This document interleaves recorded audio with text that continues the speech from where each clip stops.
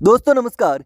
देवली उनियारा विधानसभा से निर्दलीय चुनाव लड़ने वाले नरेश मीणा समरावता कांड के बाद से जेल में बंद हैं। लगभग एक महीने से नरेश मीणा सलाखों के पीछे हैं, लेकिन जेल जाने के बाद नरेश मीणा और ज्यादा मजबूत हो गए हैं। नरेश मीणा के समर्थकों का कुनबा लगातार बढ़ता जा रहा है। यहां तक कि अब नरेश के नाम से चाय की दुकान और ठेले भी लगने लगे हैं। युवा अपनी शादी के कार्ड पर भी नरेश मीणा का नाम लिखवा रहे हैं। इसी बीच लगातार उनको रिहा करने की मांग भी तेज होती जा रही है। 14 नवंबर से जेल में बंद नरेश मीणा को लेकर एक बड़े आंदोलन की शुरुआत होने जा रही है। लगभग एक महीने से जेल में बंद नरेश को रिहा करवाने के लिए समाज के लोगों और नरेश मीणा के समर्थकों ने सरकार के खिलाफ मोर्चा खोल दिया है। जहां पहले ही महापंचायत में कांग्रेस के बड़े नेता प्रहलाद गुंजल ने खुली चेतावनी दी है कि अगर 15 दिसंबर तक नरेश मीणा को रिहा नहीं किया तो राजस्थान में उग्र आंदोलन किया जाएगा।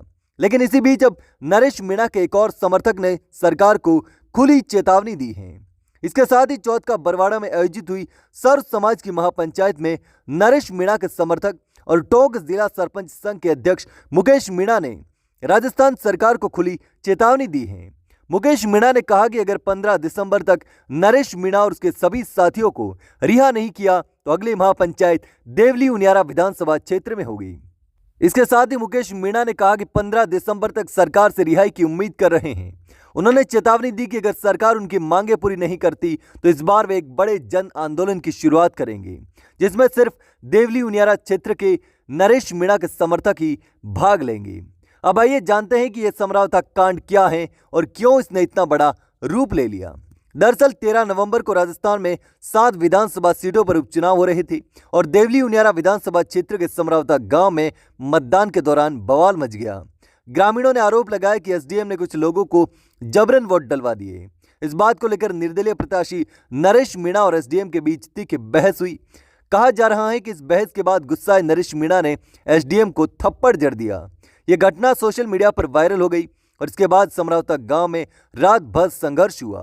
पुलिस और ग्रामीणों के बीच तनाव बढ़ गया, जिसके कारण आगजनी, हवाई फायरिंग और संपत्ति को भारी नुकसान हुआ। इस मामले में 63 लोगों को गिरफ्तार किया गया था, जिसमें नरेश मीणा भी शामिल थे। नरेश मीणा 14 नवंबर से जेल में बंद है। इसके अलावा इस मामले में 4 नाबालिगों की जमानत हो चुकी है, लेकिन नरेश मीणा समेत 59 लोग अभी भी टोंक जेल में बंद हैं।